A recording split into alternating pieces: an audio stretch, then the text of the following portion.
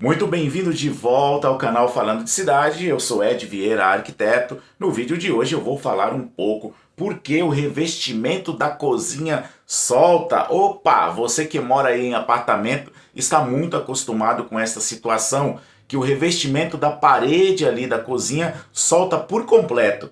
E às vezes você fica se perguntando como isso pode acontecer se foi uma construtora que fez. Olha, muitas vezes isso acontece também no piso da sua casa, na parede da sua casa, e você fica sem entender o porquê que isso aconteceu. E em 3 tópicos, em 3 considerações, eu vou falar aqui para você o porquê isso acontece, que é por causa do projeto, dos materiais e da execução, ou seja, a qualidade aí da sua mão de obra. Vamos lá pela primeira consideração, que é o projeto.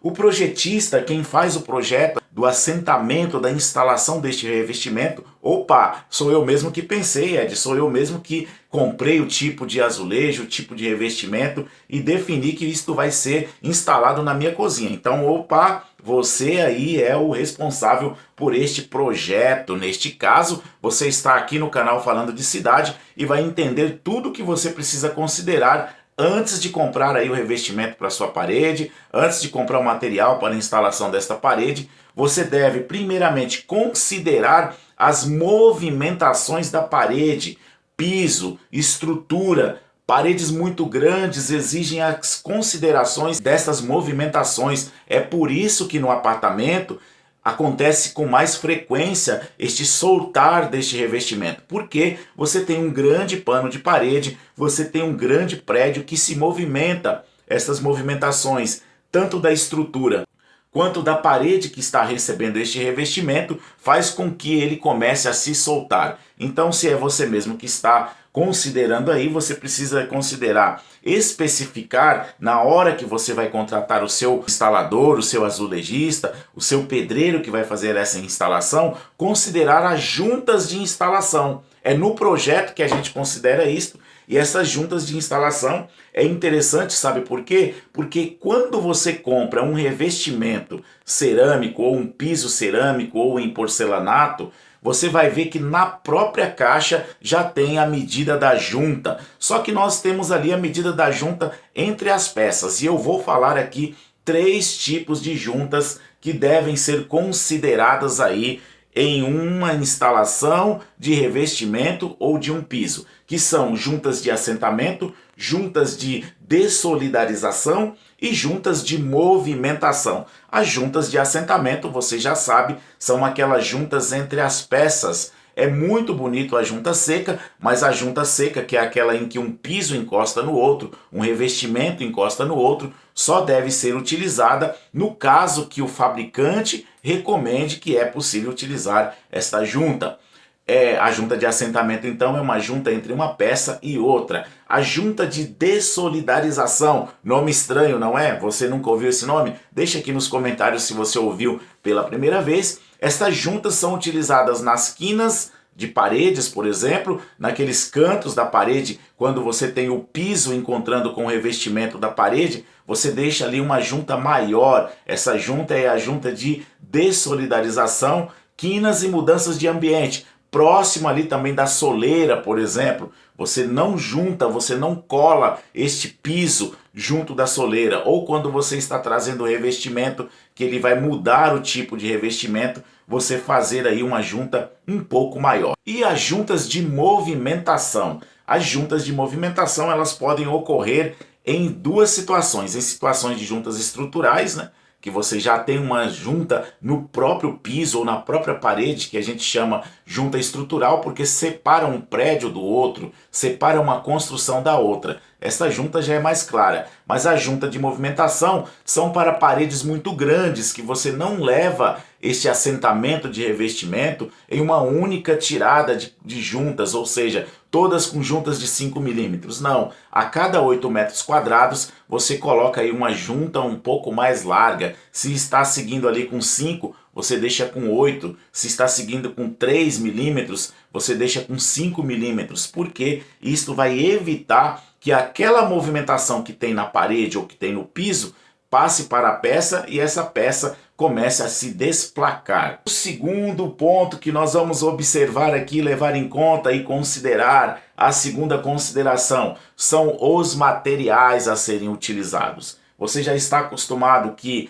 a argamassa utilizada para o porcelanato não é a mesma argamassa utilizada lá para o revestimento cerâmico ou para o piso cerâmico. Isto porque o vendedor já te pergunta, você vai instalar porcelanato ou cerâmica? E aí você fala porcelanato e a pessoa te vende ali a argamassa adequada para isso. Mas a utilização da argamassa correta para qualquer tipo de parede ou substrato tem que ser levado em conta, tem que ser considerado. Por exemplo, utilizar a argamassa AC1, AC2, AC3 ou AC3E, que é a AC3 especial. Vamos lá, vamos para as nossas considerações. Eu vejo muitas pessoas utilizando a argamassa de assentamento AC1, que é a argamassa para áreas que não tem movimentação, da estrutura, que tem pouca passagem de pessoas, né? Ou seja, pouco tráfego. Esta é a AC1 em ambientes secos e internos. Ou seja, se você instalar toda a sua cerâmica, todo o seu revestimento, todo o seu porcelanato utilizando a argamassa AC1, com certeza não vai durar muito tempo e uma hora isso vai desplacar.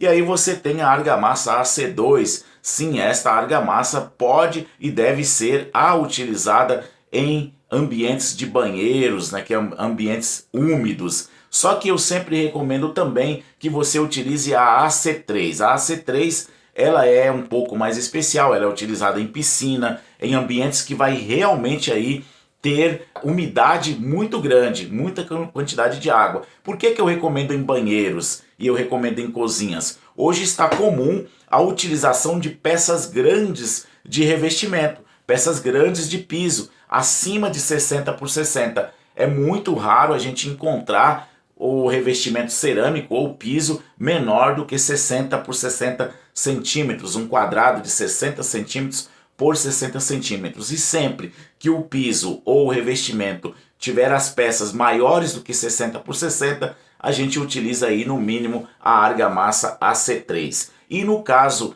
do assentamento de peças muito grandes, acima de 80 por 80, 1,20 m, para essas peças a gente utiliza a AC3E, que é uma argamassa que tem um tempo de trabalho maior. Isso significa que você pode ter um espaço maior de tempo para trabalhar com aquela argamassa que você já preparou, que você vai assentar aí o revestimento na sua parede. E o terceiro aspecto, né, a terceira consideração aqui do arquiteto é a execução, é a mão de obra. Muitos profissionais têm a experiência, sabem realizar o serviço, mas eles não se atualizam. Ou, em muitos casos, a culpa também não é ali do profissional, é do cliente que já compra o material. Isso é muito comum. Dois tipos de serviços que são muito comuns o cliente comprar todo o material antes. É o serviço de elétrica e o serviço de revestimentos e pisos em porcelanato. Já é muito comum eu pegar projetos para fazer e a pessoa falar para mim, eu já comprei o piso, já comprei o revestimento, já comprei a argamassa. E aí eu pergunto, para que o projeto? Às vezes também o projeto de elétrica, eu preciso de um projeto, mas eu já tenho todo o fio, eu já tenho todas as tomadas. Isso não é o interessante é antes o projeto. E no caso da execução também, aqui no caso de pisos e revestimentos, muitas e muitas vezes a pessoa já comprou a argamassa, já comprou ali o piso, o porcelanato, o revestimento, o pedreiro vai trabalhar e o pedreiro aceita este material sem questionamentos, sem a verificação. Esta argamassa que este cliente me entregou é a adequada para a gente utilizar neste serviço que eu vou fazer? Então é importante que este profissional, nesta hora, questione os materiais, que veja qual o serviço que ele vai fazer, qual porcelanato ele vai utilizar, qual tipo de revestimento ele vai trabalhar, ver se a argamassa que está ali à sua disposição é adequada. Se não for a adequada, solicite que o seu cliente troque este material, porque caso você faça, caso você instale este material, caso você instale este revestimento e ele começar a se soltar, a garantia da obra será sua e você vai ter que refazer o trabalho porque a peça começou a soltar e muitas vezes nem você nem o cliente entende o porquê aquela peça está soltando da parede. Galera, este foi o vídeo de hoje, um vídeo no qual eu falei um pouco mais sobre dicas aí para sua obra. Vem com o Ed falando de cidade.